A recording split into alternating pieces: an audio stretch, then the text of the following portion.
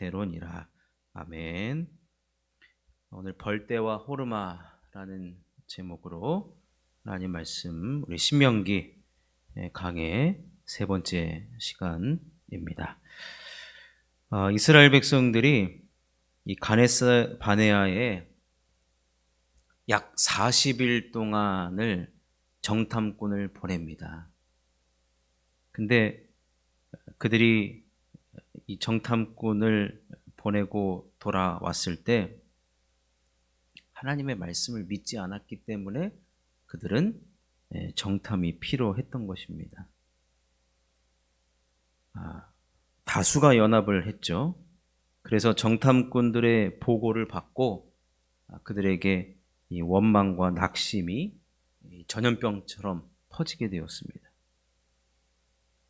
그들은 단단히 하나님을 오해했습니다. 아니, 저 땅에 거인과 같은 사람들이 살고 있는데 우리 보고 들어가서 죽으라는 소리냐?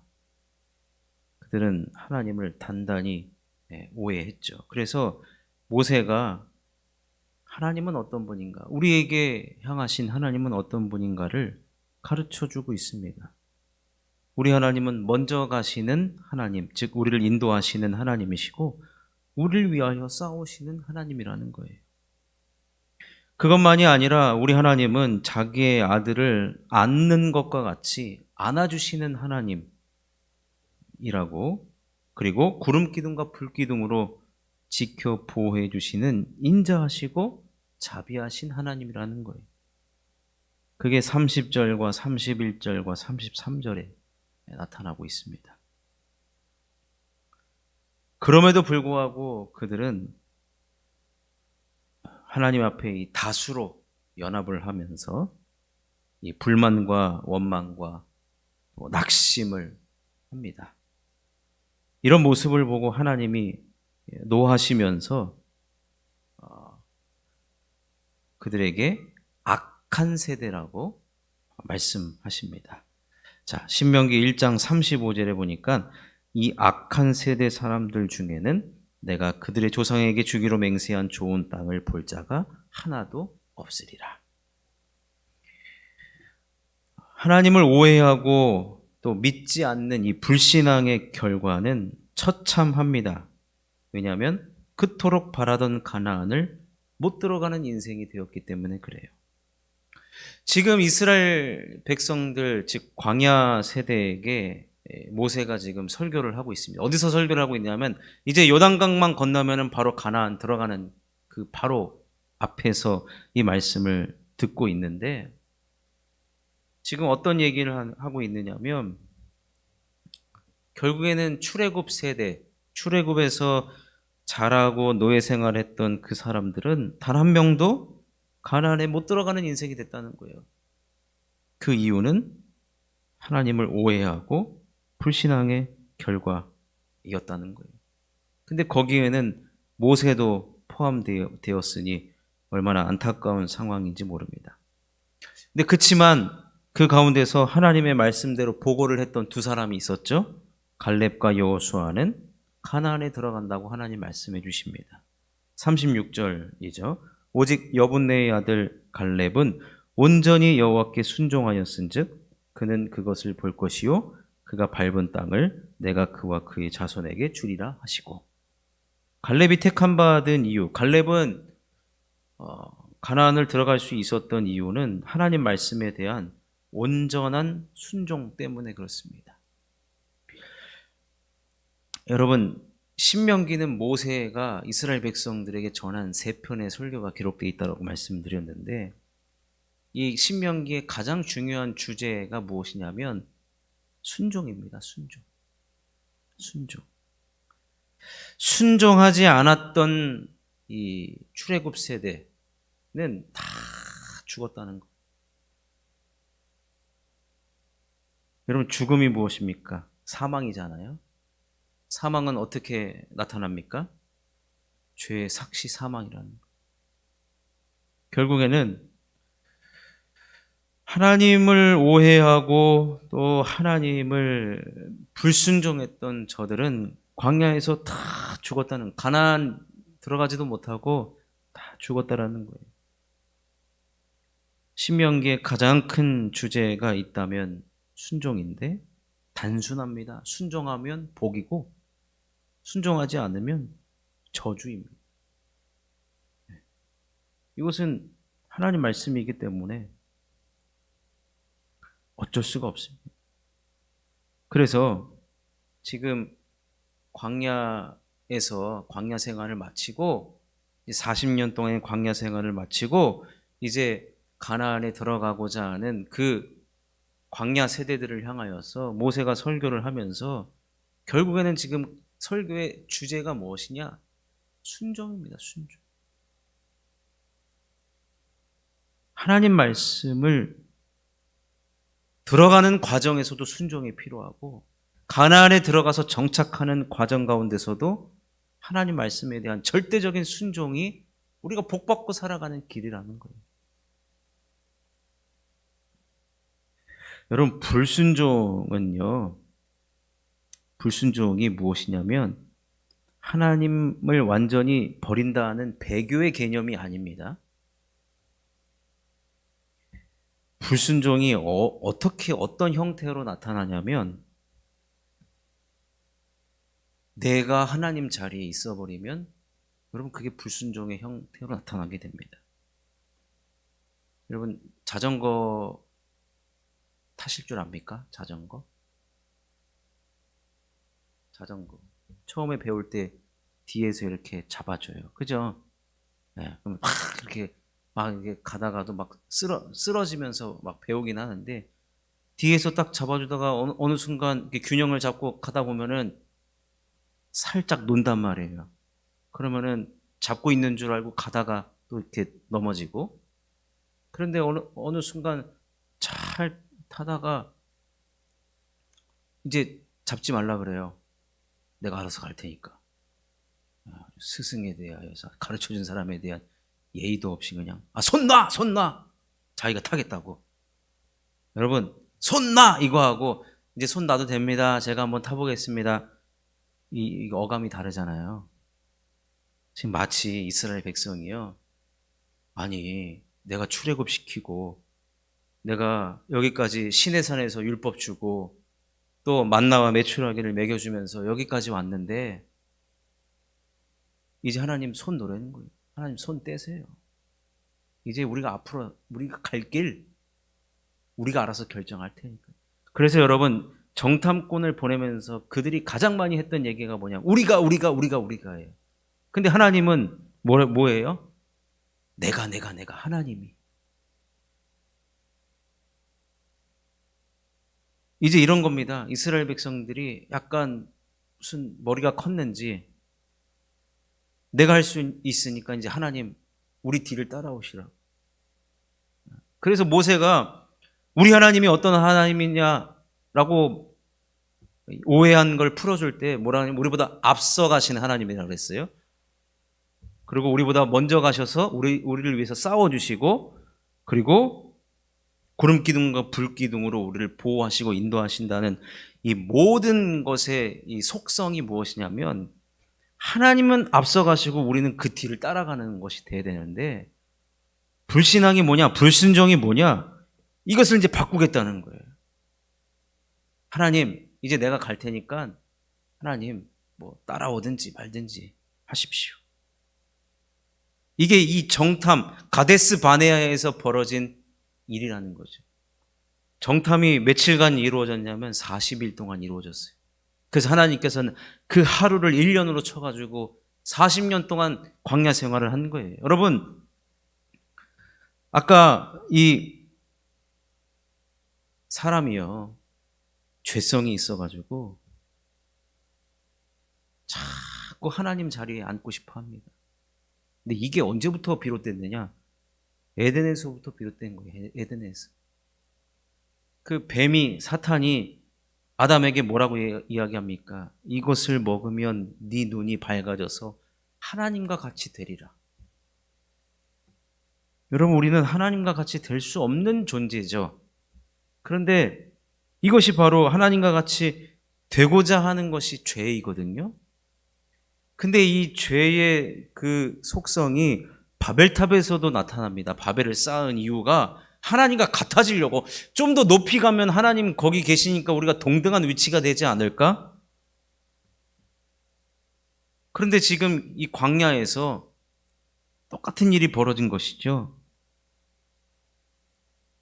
우리도 그동안 나름 율법의 훈련도 받았고 하나님 이렇게 나름 경험했으니까 우리가 한번 해볼 테니까 하나님 한번 지켜보십시오. 하나님 한번 따라와 보십시오. 이런 겁니다.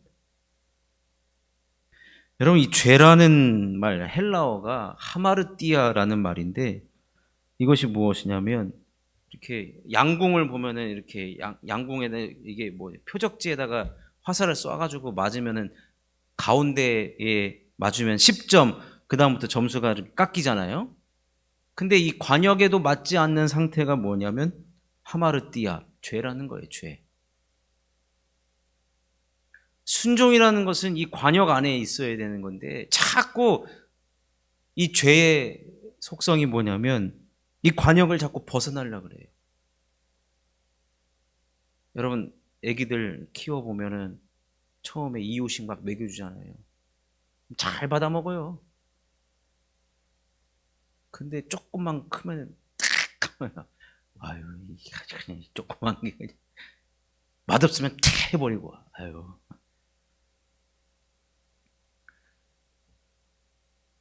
사람이요, 죄성이 있어가지고요 자꾸 이 관역을 벗어나려고 그래요.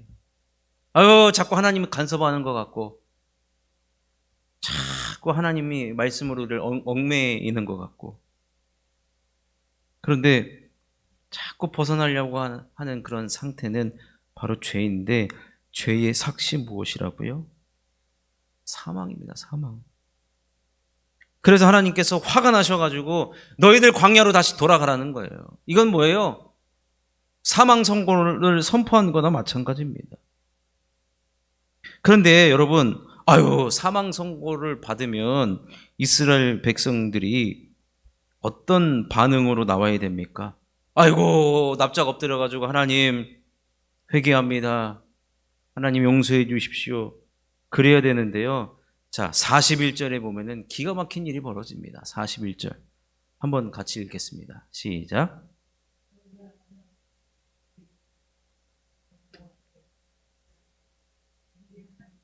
우리에게 명령하신 대로 우리가 올라가서 싸우리이다 하고 너희가 각각 무기를 가지고 경솔히 산지로 올라가려 할 때에, 지금 광야로 돌아가라고 했는데 처음에는 가나안 올라가라고 했는데 정탐꾼을 보내서 가보니까 아유, 들어가지 못할 땅이다라고 해서 원망하고 불평했잖아요. 안 들어간다고 했잖아요. 근데 이제 와서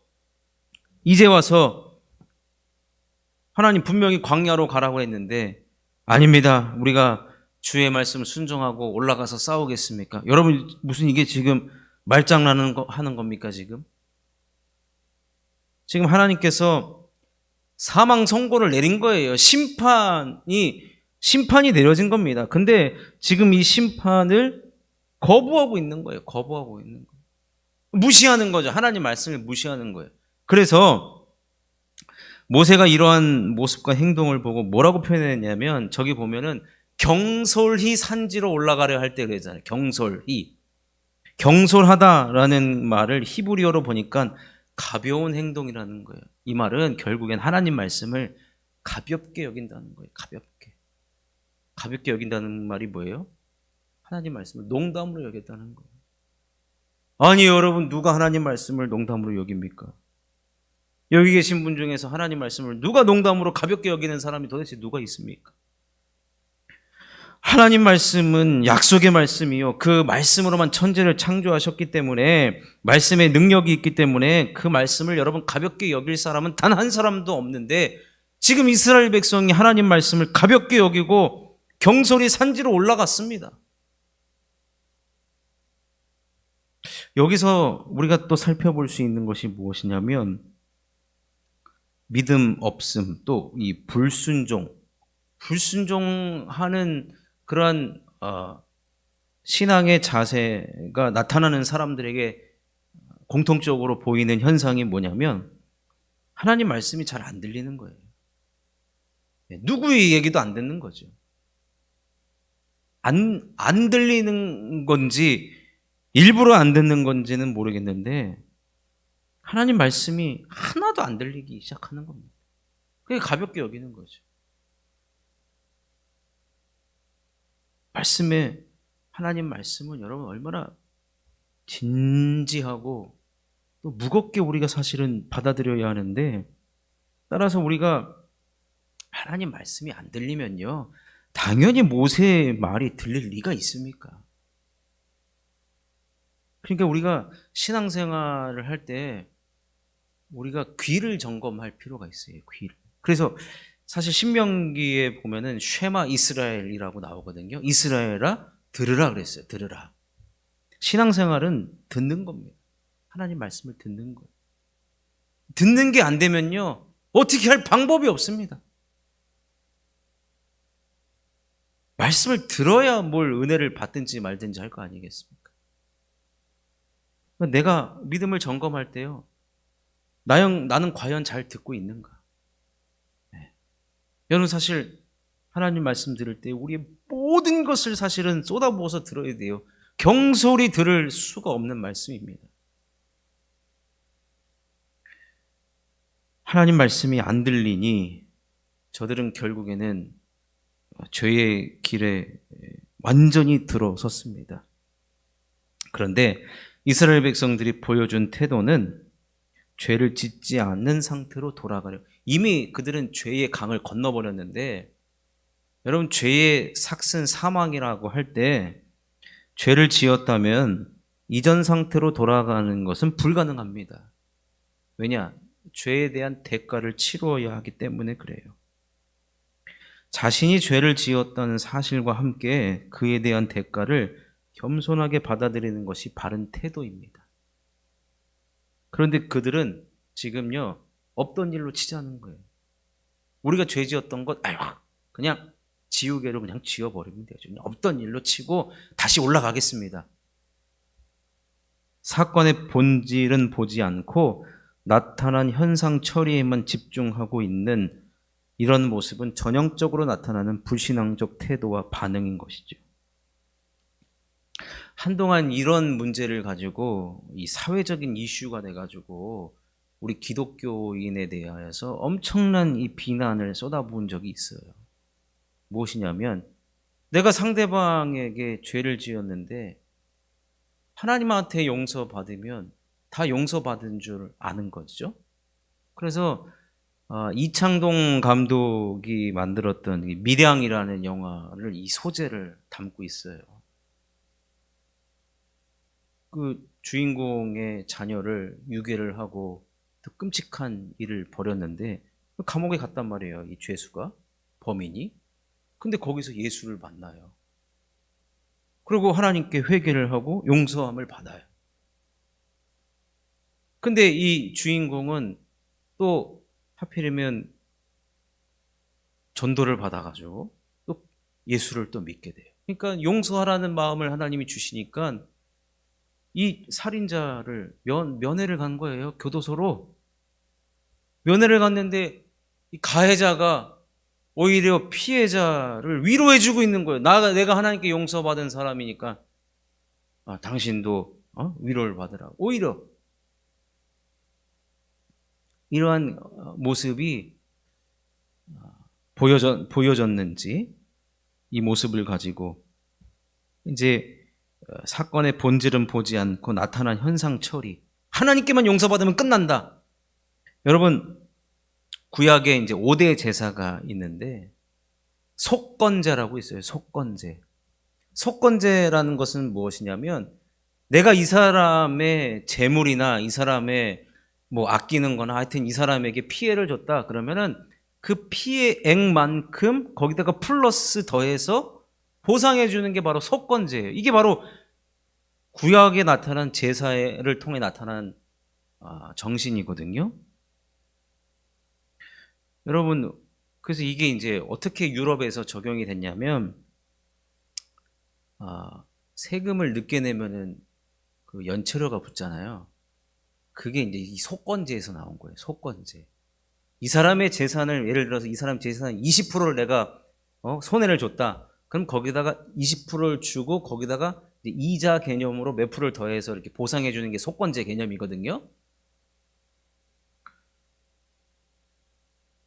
지금 이스라엘 백성들은 아유 그냥 이거 없던 일로 합시다. 없던 일로. 그래서 아니 올라가면 될 거 아니냐고. 이 말은 하나님 말씀도 듣지도 않을 뿐더러 모세라는 지도자의 말도 듣지 않고 이제는 누구의 이야기도 듣지도 않고 자기 마음대로 이제 행동을 해버립니다. 그래서 그 결과가 바로 오늘 설교의 제목인 이 벌떼와 호르마. 네.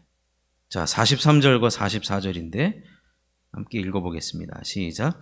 내가 너희에게 말하였으나 너희가 듣지 아니하고 여호와의 명령을 거역하고 거리낌 없이 산지로 올라가매 그 산지에 거주하는 아모리 족속이 너희에게 마주 나와 벌떼같이 너희를 쫓아 세일산에서 쳐서 호르마까지 이른지라. 벌떼같이 나와가지고 그들에게 수치와 패배를 당하고 어디까지 쫓겨났느냐? 호르마까지 쫓겨났다는 거예요. 이 벌떼와 호르마는 아주 패배와 수치의 상징이라고 할 수 있습니다. 여러분, 우리가 불순종은 결국에는 죄라고 말씀을 드렸는데 우리가 죄를 어떻게 처리하는가도 중요합니다. 얼렁뚱땅 나만 해치워버리고 없던 일로 해버리고 하면 그것에서 나타나는 첫 번째 결과는 벌떼와 호르마. 두 번째 결과는 무엇이냐면 하나님께서 그들의 통곡소리를 듣지 않으셨다는 거예요. 자, 45절 말씀 한번 읽어보겠습니다. 시작. 너희가 돌아와 여호와 앞에서 통곡하나 여호와께서 너희의 소리를 듣지 아니하시며 너희에게 귀를 기울이지 아니하셨으므로. 여러분, 하나님과의 단절이 생겨버린 것입니다. 죄로 인한 단절. 죄로 인한 단절만큼 참 이 통곡해야 하는 일인데, 근데 사실 지금 이스라엘 백성들이 통곡하는 이유는 단절 때문에 지금 통곡하는 것이 아니라 우리가 이러한 지금 비참한 일을 당했는데 왜 하나님 안 도와주냐 이겁니다, 지금. 결국엔 불신앙과 불순종이 뭐냐면 제일 중요하게 여기는 게 나라는 거예요, 나. 아니, 내가 이렇게 지금 패배하고 있는데 하나님 뭐 하고 계시냐 이거예요. 내가 지금 중요하지 하나님은 눈에 보이지 않는 것이 바로 불순종이라는 거예요. 그래서 모세는 하나님이 어떤 분인지를 그들에게 알려주었으나 귀가 안 들려요, 귀가. 여러분, 신앙생활에 있어서 아까도 말씀드렸잖아요. 이 귀머거리 현상은 이건 어떻게 고치나 모르겠어요. 귀가 열려야 됩니다, 귀가. 좋은 귀를 갖게 해달라고 여러분 꼭 기도하십시오. 근데 하나님 말씀에는 우리 귀가 열려야 됩니다. 하나님의 말씀. 귀가 있다만 해줘야 돼. 근데 지금 불순종하는 백성들은 어떤 귀가 커졌느냐? 원망과 불평과 낙심과, 그죠? 이거에 대해서는 그냥 아주, 그리고 자신들의 그 지금 패배에 대해서는 아주 그냥 난리를 치고 있습니다. 난리를 치고 있어요. 하나님의 마음은 이제 안중에도 없는 거예요. 하나님의 마음이 안중에도 없는 그러한 현상이요, 계속 나타납니다. 그 절정이 언제냐? 사사기였고, 그 사사기의 맨 마지막 시대에 결국에는 한나가 등장을 하고 그 한나의 기도로 말미암아 사무엘이 나오고, 그래서 그 시대를 이제 종결하게 됩니다만,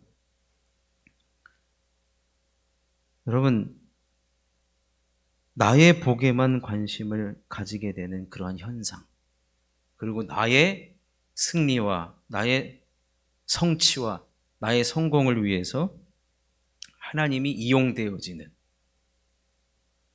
완전히 바뀌는 상황.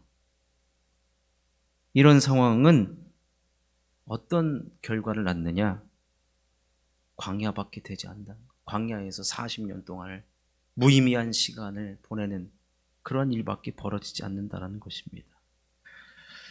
사랑하는 성도 여러분, 말씀을 정리하면 오늘 이 말씀을 1차적으로 들었던 광야 세대뿐만 아니라 우리가 점검해야 할 사항들이 있는데, 하나님과의 관계가 단절되는 것은 죄라는 거예요.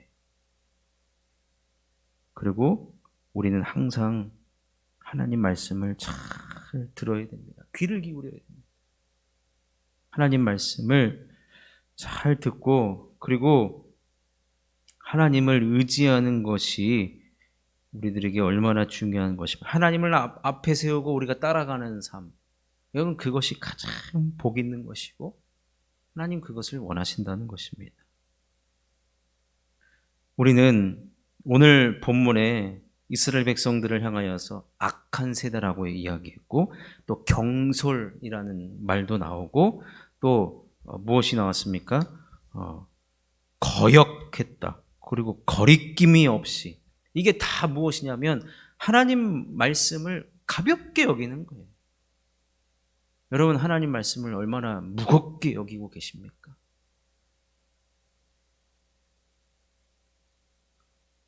오늘 우리 이 말씀을 반면교사로 삼고 우리가 하나님 말씀을 잘 듣고 있는가 점검을 해야 할 필요가 있고, 우리는 그 말씀을 진지하게 대할 뿐만 아니라 순종하는 삶을 살아가야 할 것입니다.